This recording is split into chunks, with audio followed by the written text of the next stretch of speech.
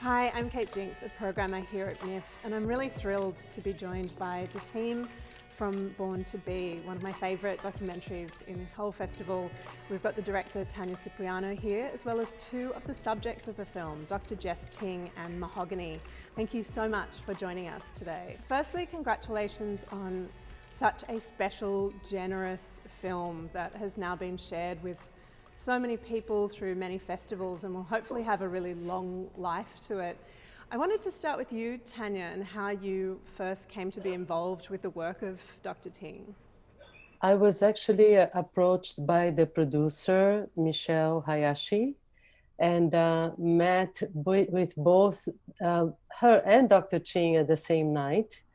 And they shared the stories about the center in New York City that was just starting at Mount Sinai. And very luckily on the same evening, later on, got to meet other people also from the center that joined us.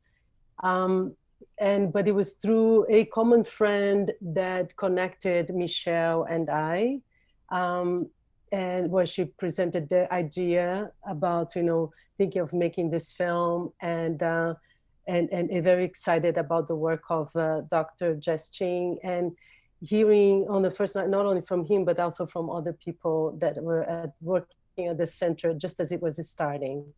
Yeah. And what about you, Dr. Ting? Were you kind of reticent at all to be a part of the film, or was it sort of exciting, the idea of being able to share what you're doing? Well, it's been a lifelong dream of mine to have a movie made about myself. I'm totally kidding. This is not something I ever imagined. It's not something I ever wanted. Michelle Hayashi is my partner. She's my fiance. And when I started doing this, I would just tell her like these crazy stories every day when I came home. And one day she was like, "Oh my God, we should make a film. Let's make a film about this." And, neither of us know the first thing about making a film. So of course I said, sure, we'll make a film. Why not? It sounds easy. And that's how it started. Maybe you'll have a biopic about you next. I have to say that it took though a while for Dr. Jess Ting to actually accept being a character in the film, because when he was first introduced to me, and it was mainly like where he was going to be a person that would help us connect with patients at the center and open up, a relationship with the people working there to be able to make this film.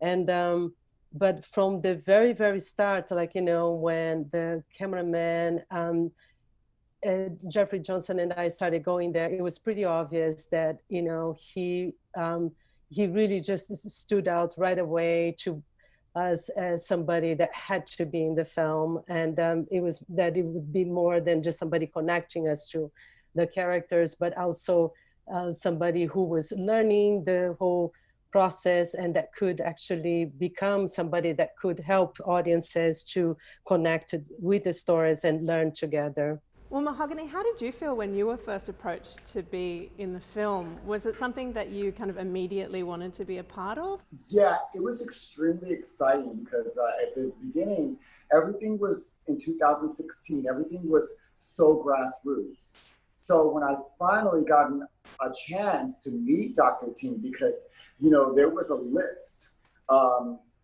for people to even get a consultation. You had to wait several months.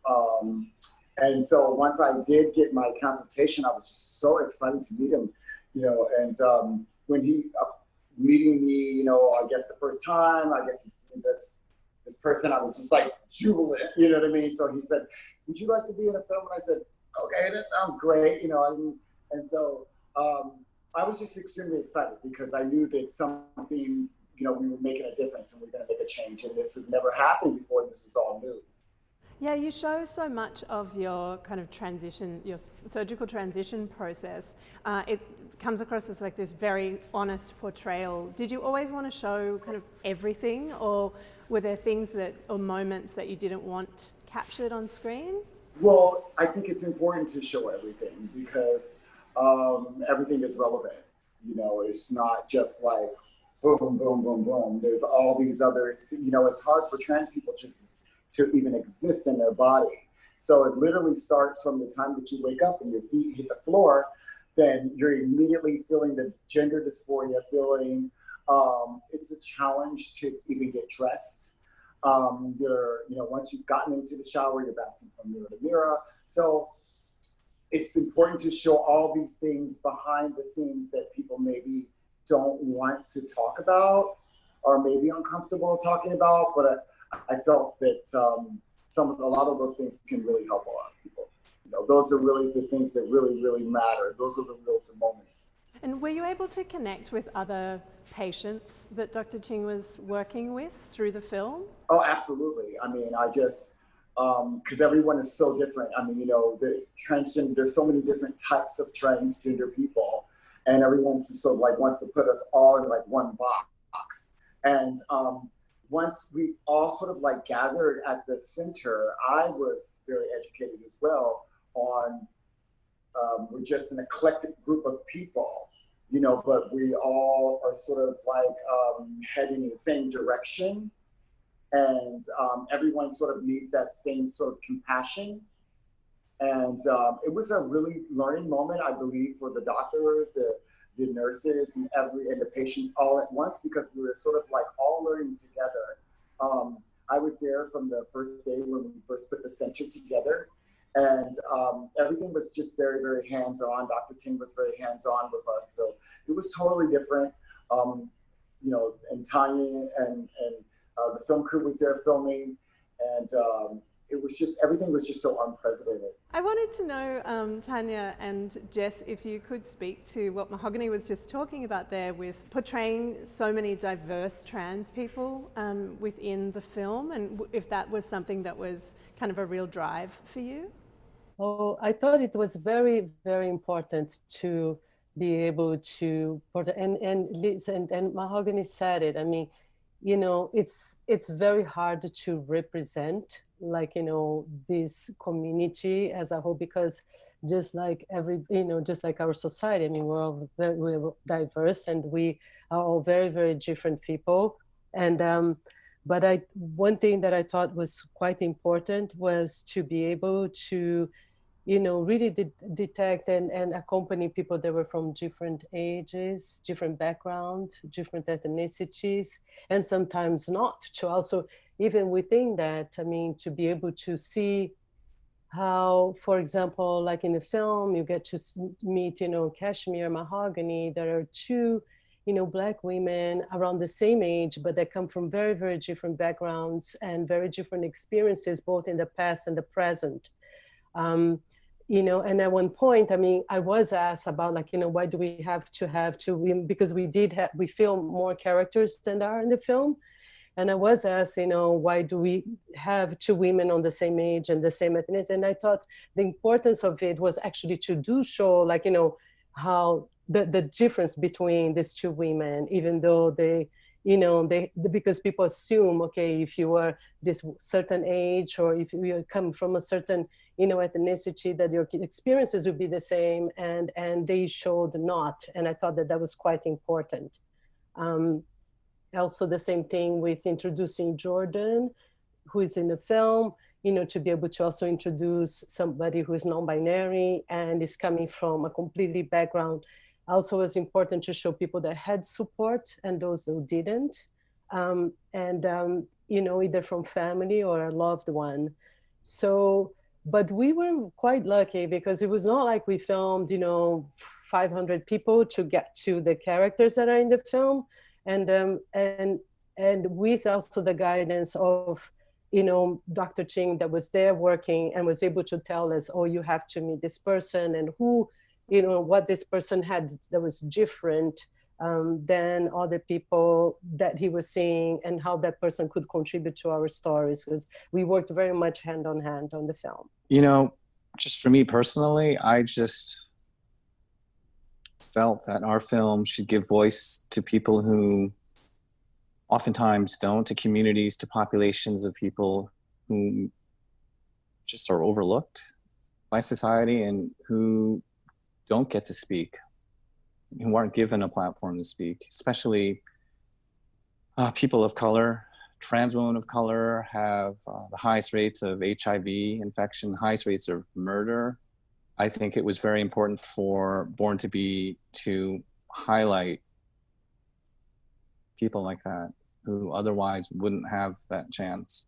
I wanted to know a bit about behind the scenes, whether you were working with other sort of trans consultants on the film at all, about the characters you were choosing and how they were portrayed. Yes, from the very beginning, I encouraged us to get a group of people that we could not only it was not like going out and saying, okay, we need, transgender people to be consultants on this film, but and anybody, but looking at the right people to be able to come in and be there with us.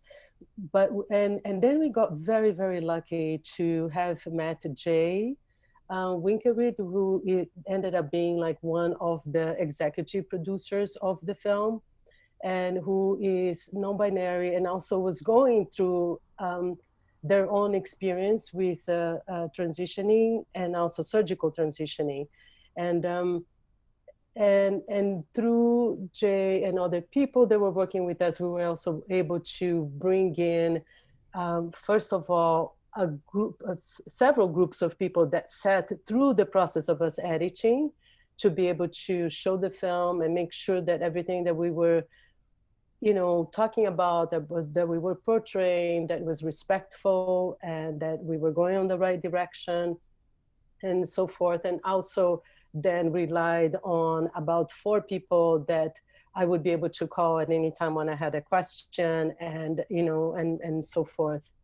But I have to say that through this process, though, my connection with our characters was so strong, and that I also relied on them as my own consultants in many ways, because of the relationship we had was not just going there and filming, but was on me talking to them pretty much on a daily basis, sometimes even to this day, and but that they also helped guide us a lot on what we were doing and filming. And if I could just piggyback a little bit off of what Tania was saying, she was actually very concerned about getting it right as a non-trans woman. And I kept reminding her, you do not have to be trans to have to feel, what anyone's going through, because we're all of the human race first, and I think what was so great about the film that we did was it really shows that we're really more alike than different, and I think the world will be able to see that in that way. Most often they see trans people as sort of entertainers, and this film did not present us as radicals or entertainers. This was us as our true selves, and the pain that we were actually going through. And because they actually follow us before and then the surgery and then afterwards, it really shows the importance of the surgeries and why these surgeries are so important. We don't really have a lot of doctors. We need more doctors. Dr. Ting was the only one, they said yes, and everybody else said no. And so we're really blessed to have him. And we don't have a lot of clinicians and nurses and stuff. So that's we really would love everybody in the world, across the world, to get a chance to see this at every hospital if they can get a chance to in the country, so that we can get more people on board. Dr. Ting, how does that make you feel as someone who is providing this healthcare in a way that is really quite unusual? Unfortunately, there aren't many centres like yours at all. It makes me feel a little sad that there are still many places where patients don't have access to care.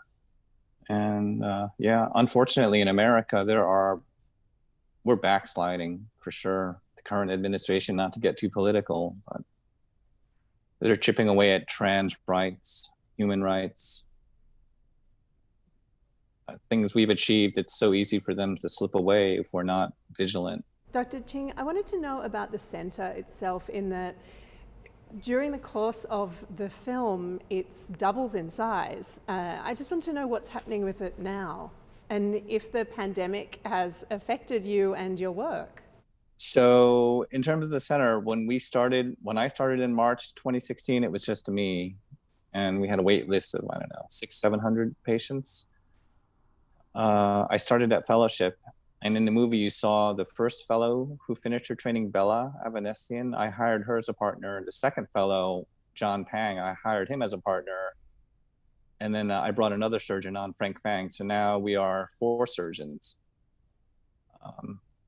Our wait list is probably under 100, 150. Our wait times have gone down dramatically. So at least in New York City, things are looking way, way up in terms of access to care. And in terms of me, I don't have to work so hard. You have a little bit of time to play your bass, perhaps? I have a little more time to play my bass, see my family. I did want to ask before we go if there was anything that you wanted to say, Tania, in particular about the film and what you kind of wanted the film to achieve. I will start by saying, we were able to, premiere our film last September and got to be able to be presently on some of the screenings of the film. And it has been pretty incredible to hear some of what we've been hearing from audiences. But I think that what I really hope that this film does is to be able to educate people and to make also people understand, because what we're looking here is not really, it's not about compassion. What we're looking here is for people to really understand, and, something that people for so long do not know anything about it and make judgments about it, and be able to come out of the film better educated, understanding more, while we're talking about healthcare, and in this country, healthcare for all. What does that really mean when we talk about healthcare for all? And that I hope that through the film, people can come out also advocating for the rights for people that do want to go through the process of, surgical transition, to be able to do so. And there are many, but it's been a journey now with the film. It's a strange time with all the things that are happening, but we cannot forget, in the midst of this. And I'm so happy to hear even tonight about, the work of the center still going on and so forth, because a lot of these people have been waiting for their whole lives to get these surgeries done. And even with the pandemic that is going on, I hear, there are a lot of people that are right now on hold, and I hope that that healthcare continues to be there for them in the right now and in the future. And can I just say something lastly before we go? Right now we are at a very pressing time with the healthcare system, and I believe, like I said, that in the trans community alone, we have a very high suicide rate, and I'm extremely concerned. And healthcare should be not something that that we have to fight for. Everyone should be entitled to it. And lastly, if you're looking to get more family members, a friend, this being trans is it's okay if someone doesn't understand it. It's cool. But if they do want to know more about it, I would encourage that you invite them to actually go out and see our film, because then that way, then they can learn, and then they can learn how to lead. They're like, well, how do I understand this, or how do I change? Or you walk with compassion. We need to talk about this. We need to be open in order for everybody to learn. Well, thank you all for making and being a part of such a really special, generous, wonderful film. I really hope that a lot of people get to see it. Thanks so much for joining us.